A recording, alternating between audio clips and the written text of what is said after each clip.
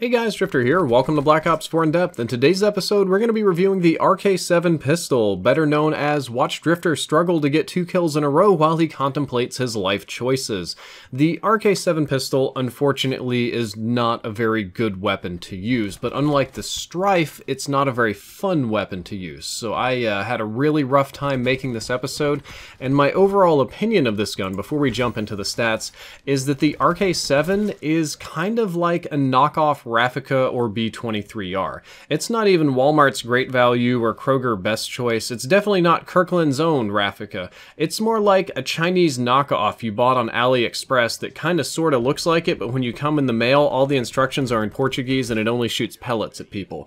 The RK7 is a really frustrating gun, but let's jump right into it. It is a 32 damage pistol up close, which means it'll take 5 shots to kill up close. However, at longer ranges, it will decrease down to 18 damage, which if I'm not mistaken is the lowest in the entire game, meaning that at distance it can take up to 9 shots to kill, and that's on an enemy that has 150 health. If they have 200, or if they have armor, or if you're playing Blackout and they have a lot of armor, this could easily go up to maybe 20 plus shots to kill, which is just mind-boggling that that's possible.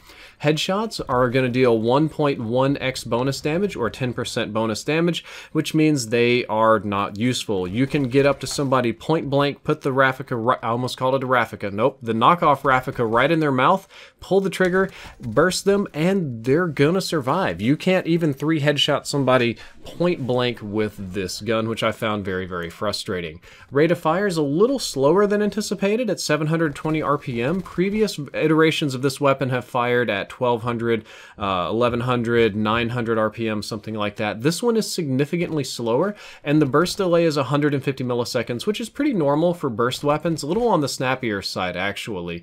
So the rate of fire isn't bad in the context of Black Ops 4, but it's slower than it has been in previous iterations.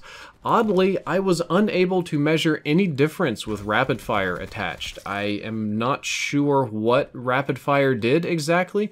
I was unable to measure a difference in the burst delay or the actual rate of fire. This could literally be an error on my end. It could be due to the fact that the change is so minor that it's happening in between frames and my capture software can't pick it up. But if I was unable to test it, go back, record it, and then look for a difference and be unable to find it, I would say that it's probably not enough difference to warrant you using a create a class slot on rapid fire. And unfortunately, as you should have expected with this weapon, the time to kill is very slow.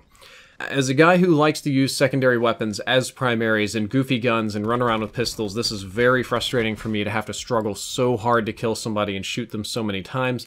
But the reality is, the RK7 is not designed to be a primary weapon at all. Treyarch did not build this gun for you to run around all just as your primary weapon, all kitted out like the Mozu. This truly is a backup weapon more than any other backup weapon in the game, and it's designed to kill people that are already weakened. Recoil on the RK7 is moderate but controllable. It kicks more than all the other pistols, but I don't think you'll have a hard time using it. Optical attachments aren't particularly helpful. This is true on all the pistols except for the Mozu. You can run them, but in my opinion they just waste a create a class slot because you're going to be really close to people anyway, and the iron sights are pretty good. Hipfire is a very good strategy with this weapon because it shoots fast, and especially if you're using Steady Aim 2, which you can see on the screen right now. Steady Aim 2 gives you very tight hipfire and no penalty for moving, so you can run and sprint around and use the little gung-ho glitch and spam people super hard. Hipfiring definitely does work on this gun.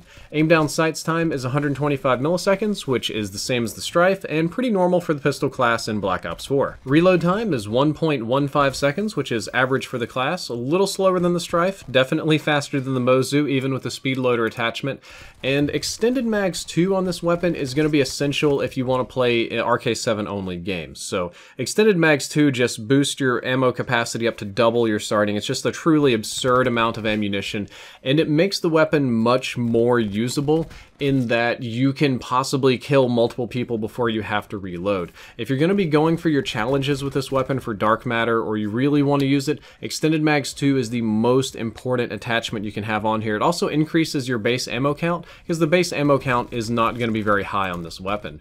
The foregrip also doesn't seem to do much either. I tested with and without the foregrip at the same ranges and bursted as hard and as fast as I could, and I just cannot tell a significant difference with the foregrip. Even if it does something, it must be so little that I can't observe it, so I would say that is not worth the create a class slot as well.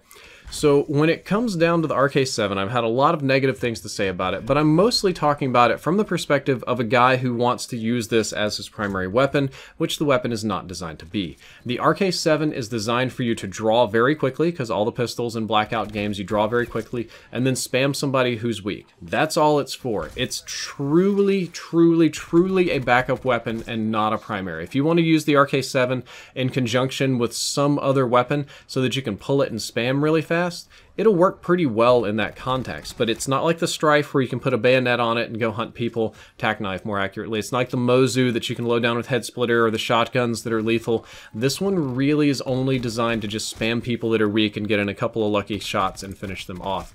So that's the best way to use it. If you're going to be using it, I would probably use it just naked as a backup weapon, but for your challenges when you're doing dark matter, I recommend extended mags 1 and 2 and laser sight 1 and 2. Go ahead and load it down, make it as beefy as possible, and that'll help you get your headshots and kills.